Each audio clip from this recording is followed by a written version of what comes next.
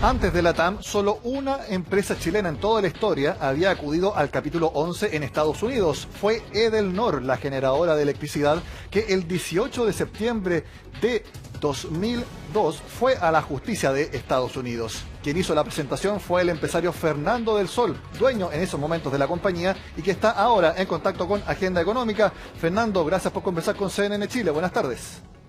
Buenas tardes. Fernando, para hablar del momento de la TAM, ¿qué le parece la decisión de la aerolínea? ¿Era algo inevitable a esta altura? Yo pienso que es la mejor decisión que pudieron tomar, dado que los tribunales de Estados Unidos te ofrecen la fórmula para poder a una empresa solvente sacarla de la liquidez por falta de, en este caso, clientes, que simplemente se acabaron los clientes de un día para otro en la parte pasajero y en la carga quedó algo. Entonces la empresa es solvente pero no tiene liquidez. Y esa liquidez, la forma de resolverlo son los tribunales norteamericanos que te dan las herramientas para que puedas tú planificar y hacer una propuesta a los acreedores en forma organizada y de ahí resolver el problema bajo un tribunal cuya expertise, su experiencia es esto, nada más que esto. Y eso es lo que nos pasó a nosotros en el año 2002. De hecho, lo importante es que los jueces son expertos en esto, en saber cómo tratar a la empresa, de tal forma que se usan los jueces como verdaderos síndicos de quiebra que se usaban en Chile. Entonces, reestructura la deuda y todos los problemas que tenga, en este caso LATAM. Y no hay mejor vehículo que en el mundo que esto, por la experiencia que tienen allá y por la propensión de los jueces y del tribunal a mantener las empresas que sobrevivan. Y déjeme explicarle por qué es esto. Sí, importante, Fernando, sí. Quisiera preguntarle sobre el caso mismo de Edelnor, porque ustedes en ese momento tenían deudas con acreedores, principalmente bonistas, por 340 millones de dólares que no podían pagar por la situación de la empresa. Cuéntenos sobre ese motivo en particular y qué es lo que propone el capítulo 11 precisamente para llegar a nuevos acuerdos con los acreedores.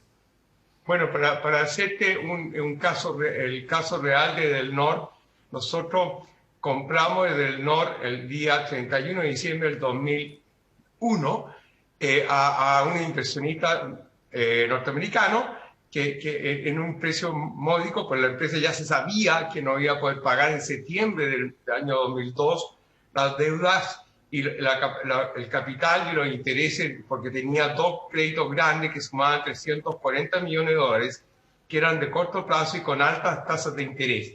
Y Edelnor había perdido en una licitación los tres más importantes clientes de ese tiempo, que era la distribuidora de Arica, la de Iquique y la de Antofagasta, que se fueron con otra empresa que había puesto gas natural desde Argentina.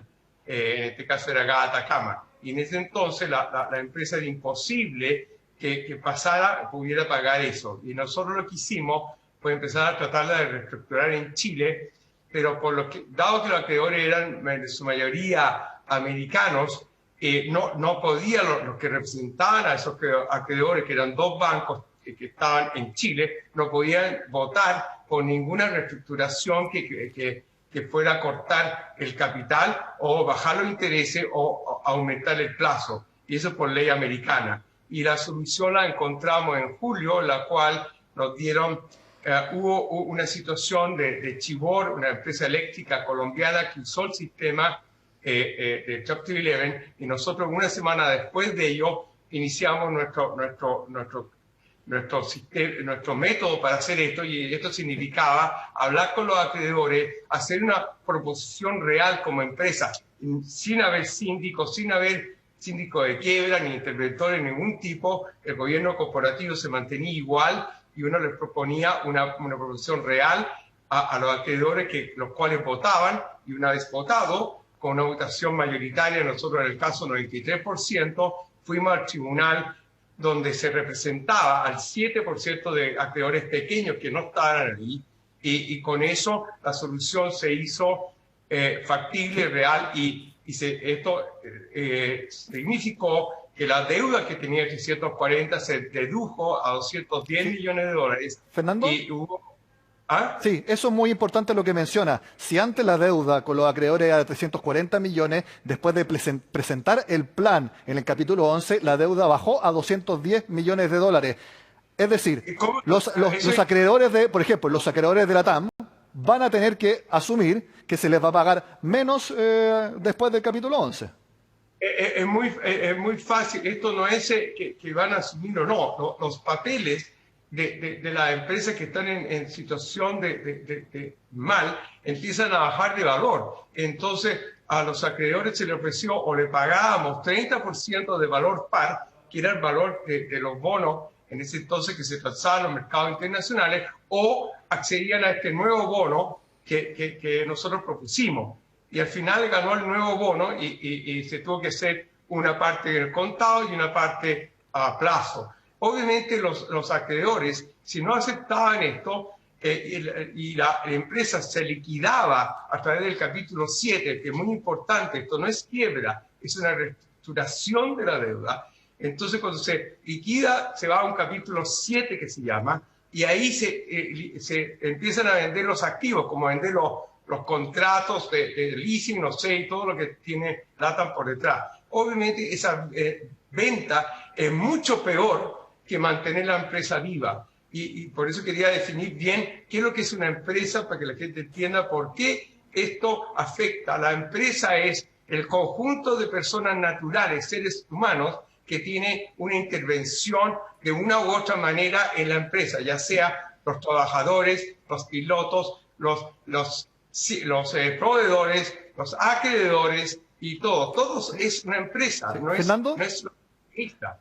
cuénteme un poco del rol que van a tener los jueces, porque tengo entendido que Edelnor, cuando estuvo en el capítulo 11, cualquier inversión importante que tenían que hacer, el juez en Nueva York tenía que autorizarlo. Entonces ellos tienen bastante control, mucha supervisación de todo lo que haga la empresa durante el tiempo.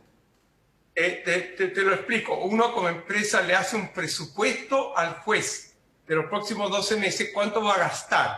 Y por supuesto, el juez pone condiciones que no pueden abrir más cuentas corrientes, etcétera, etcétera. Y el gobierno corporativo se mantiene intacto.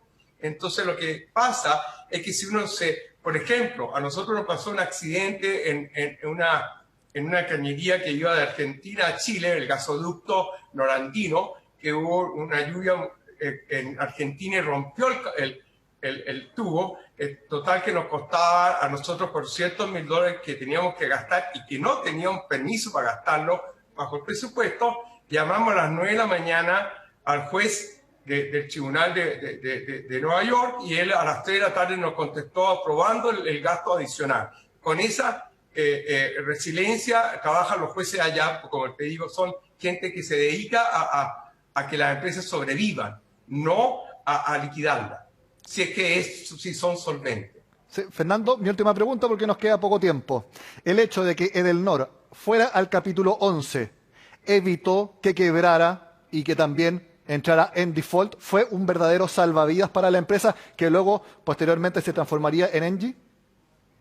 Por supuesto. De hecho, la empresa no podía reestructurarse en Chile porque los acreedores eran representados por dos bancos y los acreedores eran 2.800 acreedores alrededor de todo Estados Unidos y en otras partes del mundo. Entonces no tenía, los dos bancos que representaban esos acreedores no podían votar en ninguna reestructuración en Chile. Y sí podían votar a través del capítulo 11 porque allá existe lo que se llama el U.S. Counsel, que es el abogado de los minoritarios que no están presentes en la negociación frente al tribunal. Hay un abogado que representa a estos minoritarios, entonces protege a todo el mundo, a los acreedores que no están, a toda la gente que no está tan representado por un abogado especial. Y por eso se pueden aprobar este tipo de cosas en Estados Unidos y en Chile no se podía en ese tiempo.